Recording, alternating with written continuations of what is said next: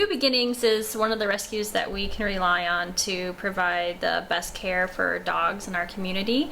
We work with a lot of rescues and we love them all, but New Beginnings is very special to us, and they're always the first ones that we call whenever we have an animal in need, and we know that they'll always contact us whenever they need to have any kind of care provided for their animals.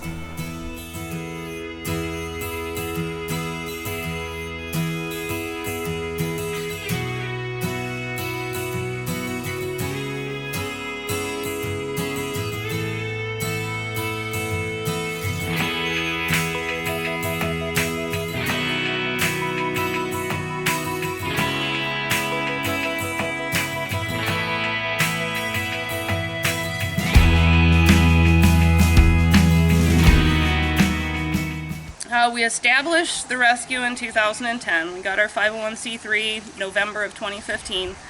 My mom and my grandma can vouch for me on this, that when I was young in diapers, I would go out to the barn and I would take cats that were sick and I'd bring them in the house and I'd try to nurse them back to health, and they had to go through my bedroom and see what animals that I had in there. There was a possum that was killed on the road and all the little babies are attached to the mom. I definitely brought those all in the house and I gave them a bath and I slept with them. So I've just always liked animals ever since I can remember. I've always tried to help them. They're just so innocent. They won't hurt you, they won't lie to you, they won't cheat on you, they won't steal from you. They love you no matter what. You can get up in the middle of the night or in the morning and look your worst. They still love you. Summer is incredibly hardworking. I don't know if she sleeps at night because I don't know how she can do everything that she does in the waking hours. She's very dedicated, she's compassionate, and she will do whatever she needs to do to make sure that the dogs have what they need. About 2 years ago, I heard about a rescue. I thought it was in Perrysville, which is where I live, and found out it was in Loudonville. Looked it up on Facebook and kind of started following the rescue that way, and was donated quite a bit of dog food, and got a hold of Summer, and she and Brian came over and I gave them a bunch of dog food and we kind of became friends then. I have a cat rescue, so we're on polar opposite ends, but we kind of keep in touch with each other. We encourage each other. If I have extra food, I let her know. If she has cat toys or whatever for me, it's like an encouragement thing, I think, more than anything, because we both have rescues, we both have way too many animals to take care of ourselves, and we don't have the volunteers that we would like, and we kind of understand. It's kind of being in the same club, and no one really understands the club until they're in it, and it's really hard to get in and it's really hard to get out because we don't want to get out. What's her name? Well, this girl is Allie. We were trying to come up with a name. She came with the name Lady. Well, our rescue is New Beginnings, so new name, new beginning. We wanted to start all over. It was kind of by default that she got the name Allie. We took her into the vet. She had a skin scraping and blood work and things like that done. So she went into the vet and they asked her name and I said, I have no idea. She's like a little baby alligator. So she is now Allie.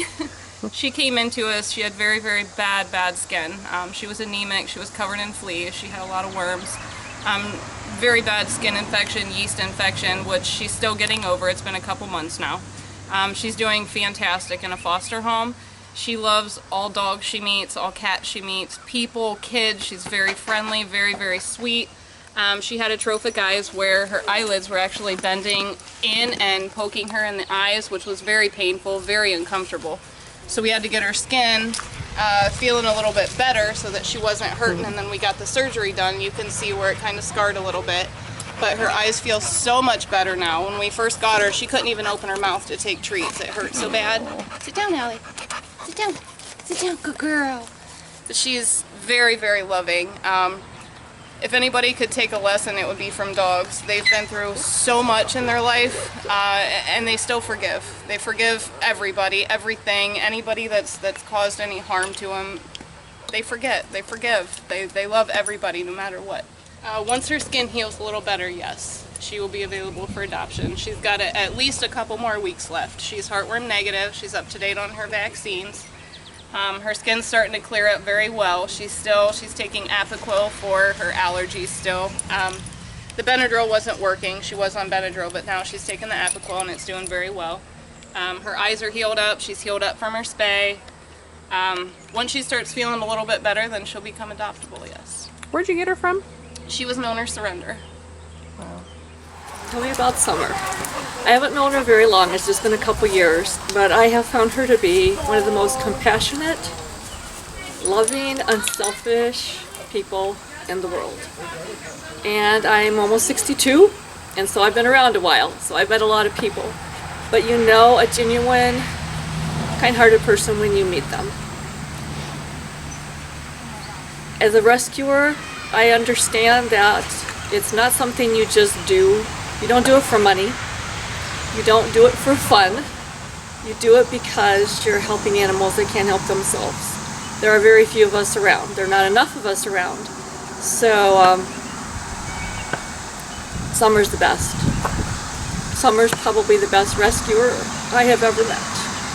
Well, I have to say that Summer and Brian are some of the hardest workers I've ever met. They're very passionate about what they do. Anything that we recommend, they're always up for.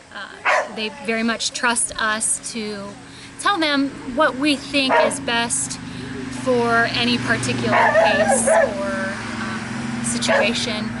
They take in a lot of very, very needy dogs that need extensive medical treatment, and we do the best we can to try to keep their cost as low as possible. But, you know, even when we try to do that, a lot of the cases that they take in are just so sick, or they need very complicated surgeries. They always do it. They do what is best for the animal. And I think that, you know, they have gone so long with taking care of the animals first and themselves second. I would really like to see some stepping up the community support. I can honestly say that they really work hard. They eat, breathe, and drink this rescue. And without them, so many dogs wouldn't be here today. So many cats wouldn't be here today. Dogs that never had a chance before. They have a new chance at life. They have a new beginning.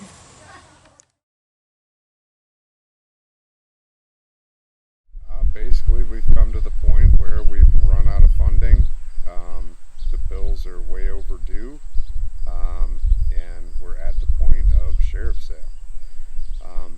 We still have plenty of dogs in-house that need adopted.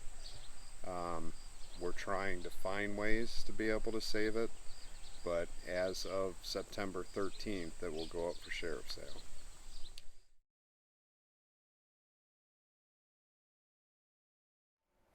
One of the big success stories that we had here as well, we had a dog that had puppies through a C-section, and she wasn't able to care for them. So we took care of them for a few days, and we knew that we could count on Summer to provide care for them as they were getting older. And one of them actually had a growth development, and she worked with him and got him so he was able to walk again. And it's special to me because I have him now. Aww. What's his name? He's gonna do this. His name is Willie.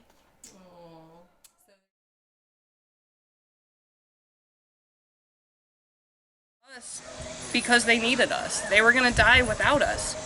I'm not going to put them back in a situation where they're going to need a rescue again.